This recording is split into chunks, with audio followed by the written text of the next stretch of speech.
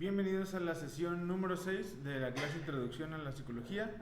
En esta ocasión vamos a continuar con el tema de memoria, ahondando un poco, en realidad solamente de manera superficial, sobre cómo se estructura la anatomía y fisiología de la memoria. Es decir, ya buscamos y estudiamos un poco sobre qué es la memoria, cómo se descompone, cuáles son los tipos de memoria y cómo se conceptualiza. Sin embargo, todos estos conceptos y estos tipos de memoria se tienen que aterrizar de manera más concreta, apareándola con el funcionamiento cerebral. Vamos a hablar entonces de la biología de la memoria. Vamos a hacer un pequeño repaso por si es que no han visto aún o no han aprendido aún las estructuras del encéfalo. Quiero hacer aquí un apunte. La mayoría de las personas llama cerebro al contenido del cráneo. Sin embargo, no es correcto decirle cerebro, ya que el cerebro solo es una parte del contenido del cráneo. Este contenido le llamamos encéfalo, que son un grupo de órganos, y no solo uno, que se encuentran en el interior de nuestro cráneo. De las que más interés nos causan es empezando por lo que llamamos corteza cerebral, que es lo que ahora sí popularmente conocemos como cerebro. En las diapositivas que están viendo en este momento está seccionado por colores. Sin embargo, como seguramente habrán visto, no tienen colores definidos el cerebro o la corteza cerebral. Más bien, están divididos por algo que llamamos circunvalaciones o circunvalaciones, que son pequeñas curvas, arrugas y fosas, por decirlo así, que hace la corteza. Dividimos la corteza cerebral en 4 lóbulos, que son lóbulo frontal, lóbulo parietal, lóbulo occipital y lóbulo temporal. Cada uno de estos obtiene su nombre del hueso craneal que está encima de. Entonces, nosotros como seres humanos tenemos algo que la mayoría de los animales no tienen, y lo tenemos bastante desarrollado, que es el lóbulo frontal. Cada una de estas secciones de la corteza cerebral se encarga de diferentes funciones, tanto comportamentales como de la conciencia, como de los sentidos, etc. Y además, la corteza tiene dos hemisferios, es decir, partiendo de modo sagital el cerebro, es decir, a la mitad, de esta manera, encontramos que existe un hemisferio de un lado y el otro del otro. Dependiendo de cuál sea tu orientación, estarías viendo mi hemisferio derecho o izquierdo en cada uno, ¿no? Estos son los lóbulos cerebrales o lóbulos de la corteza cerebral y los hemisferios. Además, existen una serie de órganos o estructuras que se encuentran no tan a la vista, o tal vez no les hemos prestado la atención que se merece hasta este momento. Además de la corteza cerebral, encontramos en el encéfalo estructuras como el bulbo raquídeo. El bulbo raquídeo es la continuación de la espina cerebral o la médula espinal, que tiene muchísimas fibras neuronales. Además tenemos el cerebelo, que es un pequeño órgano, que es como, para explicarlo de una manera muy sencilla, como si fuera una corteza cerebral chiquita que está bajo el lóbulo occipital, en la parte de la nuca. También tenemos el hipotálamo, la hipófisis, el tálamo, que todas estas estructuras están dentro, por decirlo de alguna manera, dentro del cerebro, es decir, no son visibles desde el exterior, están por dentro, como si estuviéramos hablando de un núcleo. Además de esto, existe algo que llamamos cuerpo calloso, que es una estructura de puente que une ambos hemisferios cerebrales. Está compuesta generalmente y casi en su totalidad por axones que permiten la comunicación entre un lado y el otro del cerebro. Este pequeño repaso es para que entiendan lo que vamos a ver a continuación. La memoria, como cualquier función psicológica, tiene base o su punto de anclaje en el cuerpo humano. En este caso hablamos casi exclusivamente de nuestro encéfalo, es decir, el contenido de los órganos que se encuentran dentro del cráneo. Todo lo que aprendemos de una u otra manera se registra en el encéfalo. Les voy a explicar de manera muy sencilla cómo funciona esto y bastante simple para que nos vayamos entendiendo. Las neuronas, que son células independientes unas de otras, generan conexiones a través de sus axones. Cuando nosotros aprendemos algo o vivimos alguna situación y formamos un recuerdo o una memoria, para que entendamos rápido, es porque dos neuronas que hasta ese momento eran independientes se unen a través de una sinapsis. Esto multiplicado por millones. Es decir, el aprendizaje se trata de la modificación estructural del cerebro por medio de la conexión de millones de neuronas. Cada vez que tú aprendes algo, millones de neuronas se juntan una con otra. Para que me entiendan, es como si el día que tú aprendes que el agua caliente quema, dos neuronas se juntan, ¿no? El agua caliente, dolor, se juntan y entonces tienes un aprendizaje. Es una forma muy simple de entenderlo, pero así sucede a muy grandes rasgos. Cada vez que se forman nuevas conexiones, el cerebro se modifica y se va amoldando a estos nuevos aprendizajes durante el periodo de aprendizaje, que nos puede llevar meses, años y toda nuestra vida. Nuestro cerebro está en constante evolución.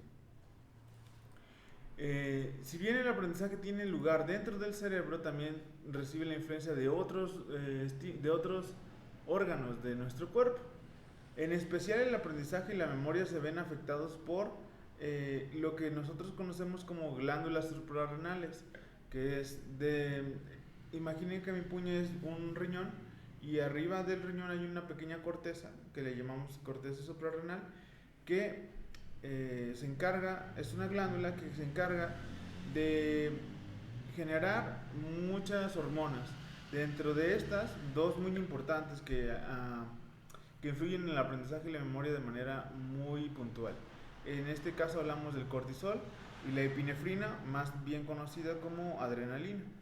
Cuando estas dos hormonas cambian sus niveles en nuestro cuerpo, nos permiten aprender o nos impiden aprender y memorizar cosas.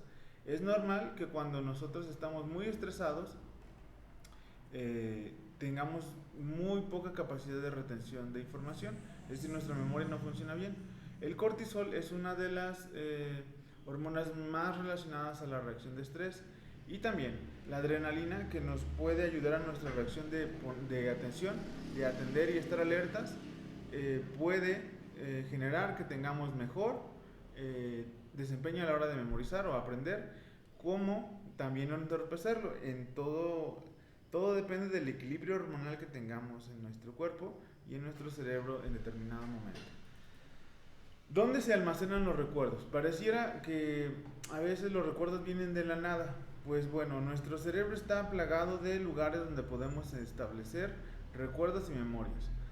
Durante mucho tiempo se ha sabido que el cerebro tiene áreas donde se especializa tipos de recuerdos o tipos de funciones. Por ejemplo, la función auditiva, la función visual. Tal vez en este momento ustedes no lo tengan todavía desarrollado, pero por ejemplo, la función visual está muy emparejada con nuestro lóbulo occipital, que sería el que se encuentra detrás de nuestros ojos, hasta atrás, en la nuca. Asimismo, las funciones motoras, de movimiento y sensoriales en el lóbulo parietal. Ese tipo de información ya tiene mucho tiempo que se estableció y sabemos desde hace muchos años que de esta manera se almacenan ciertas características. Pero la memoria es un poco más difusa en este sentido. Lashley, que fue uno de los pioneros en buscar las estructuras cerebrales que se encargaban de distintas funciones, empezó a hacer, mediante extracciones selectivas en ratas y en otros pequeños mamíferos, extracciones selectivas de materia encefálica para descubrir dónde podrían estar las funciones. Del mismo modo se estudiaron extracciones selectivas en personas que tenían problemas muy graves de neurológicos, y de esta manera se llegó a un tratamiento que en aquel entonces se conocía como lobotomía. Al extraer pequeños trozos del cerebro, o a veces grandes, de la corteza cerebral, podíamos regular algunas cosas como ataques de ira o epilepsia o movimientos espasmódicos involuntarios, pero al mismo tiempo se empezó a descubrir que había recuerdos asociados a la vida de la persona que se empezaban a perder. Entonces nos empezamos a dar cuenta a través de estas extracciones y estos experimentos, en busca de una cura, cabe decir, no nada más se extraían porque sí, que la memoria o las memorias y los recuerdos se estaban localizadas en distintas partes del cerebro. Cabe mencionar que Lashley se dio cuenta que no era tan importante la sección como la cantidad de tejido. ¿Qué quiere decir esto? Que no hay recuerdos como, por ejemplo, mis primeros 3 años de vida están almacenados aquí, atrás de este granito, o algo así. Más bien, en esta zona, a través de todas las uniones de neuronas, que son millones, se encuentran almacenados recuerdos de esta manera, gracias a la asociación de células. La investigación ha proporcionado evidencia de que áreas del cerebro específicos se relacionan con memorias específicas. Por ejemplo, los recuerdos de corto plazo se localizan principalmente en la memoria prefrontal, que sería la parte baja del lóbulo frontal. La corteza prefrontal sería la parte baja del lóbulo frontal, y el lóbulo frontal, que sería la frente y la parte de abajo. Esto se relaciona mucho, ya que nosotros como seres humanos mantenemos una gran memoria de trabajo, es decir, podemos almacenar mucha información mientras la estamos utilizando. La memoria de corto plazo, que llamábamos en la sesión pasada, en esta área se localizan, y es de las primeras áreas que se afecta cuando sufrimos un traumatismo. Un traumatismo es un golpe o alguna sacudida. Es por eso que cuando alguien sufre un accidente, por ejemplo accidente automovilístico, generalmente al sufrir un traumatismo y la memoria de trabajo, que era la que estaba procesándose en este momento, se ve afectada por el golpe, generalmente olvidamos todo lo que pasó, es decir, despertamos del desmayo o del episodio de inconsciencia y no sabemos exactamente qué nos pasó hasta que alguien nos platica, o incluso aunque nos platiquen, no somos capaces de recordar los 30 segundos a 2 minutos antes de que sufriéramos el accidente o el golpe. La memoria semántica, es decir, de largo plazo, suele localizarse en los lóbulos frontales y temporales de la corteza. El lóbulo temporal de la corteza está más asociado a memorias semánticas o de largo plazo. También parecen desencadenar un grado importante en el nivel de conciencia. Recuerden que la memoria de largo plazo es aquella que almacena recuerdos como, por ejemplo, el lugar de nacimiento, la fecha de nacimiento, quiénes son los papás, ese tipo de cosas. La investigación muestra que el incremento en la actividad de un área particular del lóbulo temporal, sobre todo el izquierdo, se activa esta área cuando las personas recuerdan el nombre de personas, por ejemplo, los papás, las mamás, los hijos, etcétera, etcétera. Un área cercana muestra mayor actividad cuando se le pide que recuerde los nombres de animales. Y otra área vecina, todas en el lóbulo temporal, se activan cuando se recuerdan los nombres de herramientas. ¿Cómo se hace esto? Básicamente les voy a explicar muy rápido. Para hacer este tipo de estudios y ver cómo funciona, un equipo de investigación inyecta en el flujo sanguíneo un isótopo radiactivo levemente radiactivo, no es algo que te vaya a provocar cáncer, y someten a la persona a una tomografía en vivo, es decir, no es una foto, sino como un video. Entonces tú le haces una pregunta y la persona, cuando responde, una área de su cerebro en la tomografía se ilumina, como una fotografía termodinámica, es decir, donde hay más activación se ve rojo, luego amarillo, donde hay menos activación se ve verde o azul. Así funciona. Y así nos dimos cuenta de qué áreas específicas guardan ciertos recuerdos específicos. La destrucción de áreas de la corteza temporal causan enfermedades que derivan en amnesia, en pérdida de memoria. Algunos pacientes son incapaces de recordar el nombre de herramientas, aunque son capaces de recordar para qué se usan, por ejemplo, el nombre de los hijos, pero saben que son sus hijos. Y es muy común que como estos recuerdos están almacenados juntos, los nombres están almacenados juntos, tendemos a llamar las cosas por de diferentes maneras. Seguramente les ha pasado, si tienen hermanos, que cuando mamá te habla, a veces te habla por el nombre de todos los hermanos y hasta el final el tuyo. Es porque los recuerdos no están guardados en cajones específicos, como si fuera una gaveta o un escritorio, sino están todos almacenados en una serie de redes neuronales que a veces al activar uno, se activan varios, y esto hace que se detonen diferentes cuestiones. Por eso muchas veces tendemos a llamar cosas por nombres de cosas que se les parecen o por palabras similares a la que tiene ese objeto como título. La memoria episódica, si recuerdan, es aquella que guarda los momentos, los episodios. También se localiza en el lóbulo temporal y lóbulo frontal. Alguna evidencia muestra que las memorias episódicas y semánticas están muy relacionadas a nivel neuronal en las estructuras encefálicas que las almacenan. Algunas personas que realizaban la tarea con la memoria episódica, mientras que otras, en un estudio, en algunas personas que realizaban una tarea con la memoria episódica, mientras otras efectuaban una tarea que estaba relacionada con la memoria semántica, mostraron similar nivel de activación, es decir, en el lóbulo temporal y lóbulo frontal. La memoria procedimental, si recuerdan, es aquella que te indica cómo hacer las cosas. Suele situarse en el cerebelo, es decir, la parte de la que les mencionaba atrás, que tiene como un cerebro chiquito abajo del lóbulo occipital.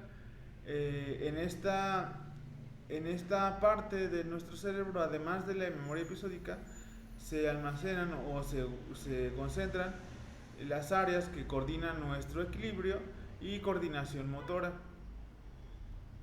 De manera que cuando nosotros estamos haciendo un procedimiento que nos demanda concentración, tenemos la tendencia a tener conductas repetitivas y a veces sin sentido. Por ejemplo, hay gente que cuando está concentrado, por ejemplo es mi caso, hace muchos movimientos de los labios, o por ejemplo la gente cuando está tocando un instrumento, para poder llevar el ritmo, utilizan su coordinación.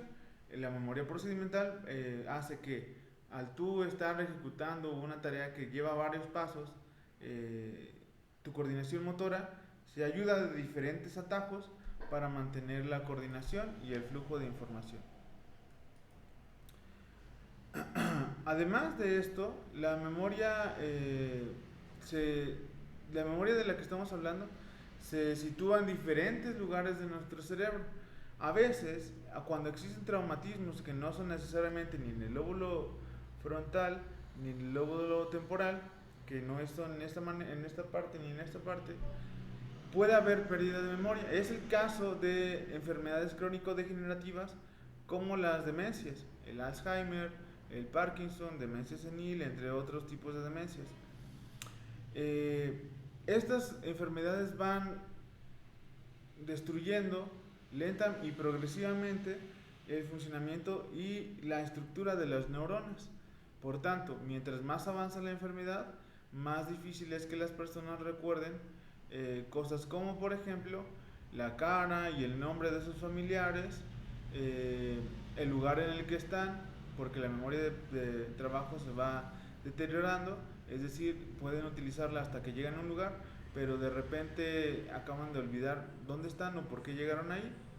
Y ese tipo de episodios que vemos en personas que tienen enfermedades crónico-degenerativas.